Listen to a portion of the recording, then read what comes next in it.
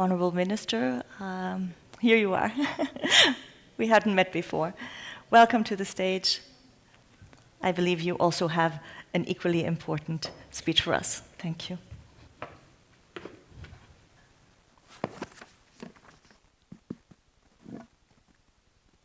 Good morning, dear colleagues, dear friends.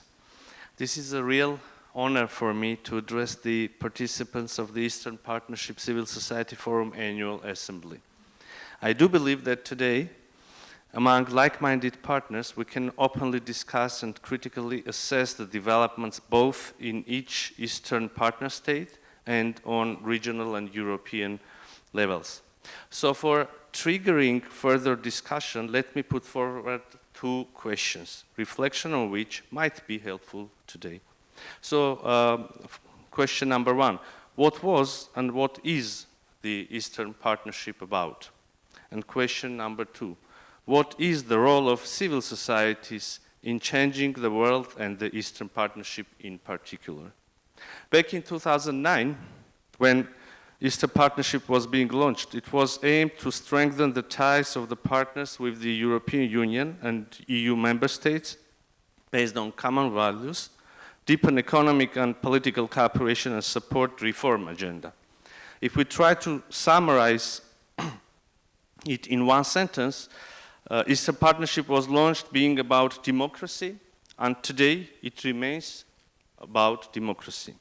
I can proudly state that my country remains committed to democracy and democratic values. During the recent years, despite all the challenges that we have been facing, the COVID-19 pandemic, war of 2020, military attacks and aggressions against the sovereign territory of Armenia, influx of more than 100,000 refugees from Nagorno-Karabakh as a result of ethnic cleansing, the democratization process and implementation of ambitious reform agenda didn't stop in Armenia for a single moment. The government of Armenia continues to remain committed to the endeavors of the 2018 democratic, non-violent, velvet revolution. And it is really difficult.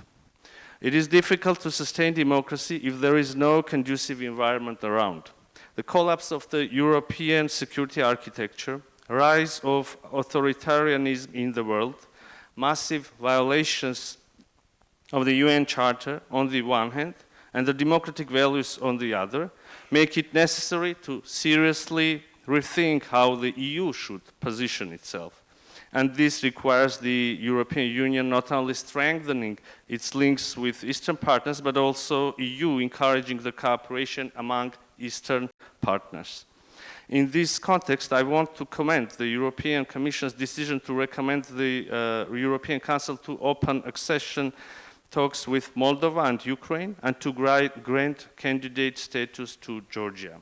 This decision is welcomed not only by the government of Armenia, but also people of Armenia, who also have European aspirations.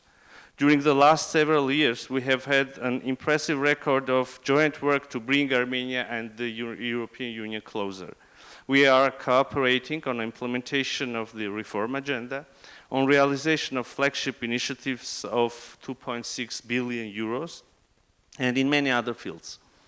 Recently, we launched the high-level EU-Armenia political and security dialogue, the second round of which is taking place today in Brussels.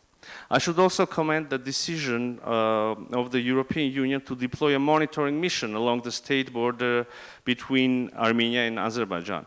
Moreover, the European Union is an important partner of Armenia's peace agenda in assisting our efforts in bringing peace and stability in the South Caucasus.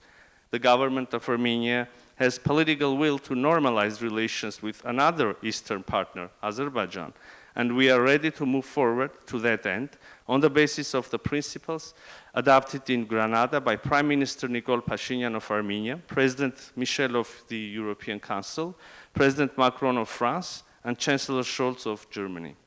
Furthermore, as we believe that peace and stability in the Eastern neighborhood much depends on economic cooperation of the partners, Armenia has recently introduced the project of the Crossroads of Peace, as a token of our commitments to the establishment of peace and cooperation in the region and beyond.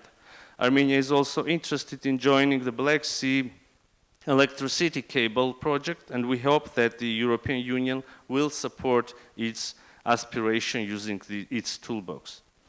Ladies and gentlemen, coming to my second question on the role of civil societies. I should confess that no government in the world is able to implement a development agenda, nor to combat the challenges alone, without you. The times that we are living through are not easy at all. And I definitely know that the issues which I was talking about will not be addressed without your participation, your criticism, but also your support. And here I thank you.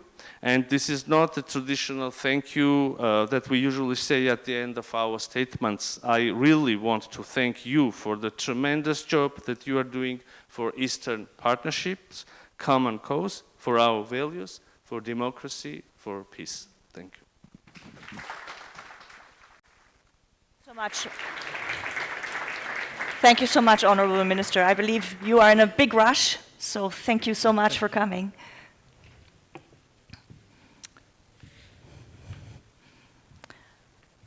So, I think also the Honorable Minister has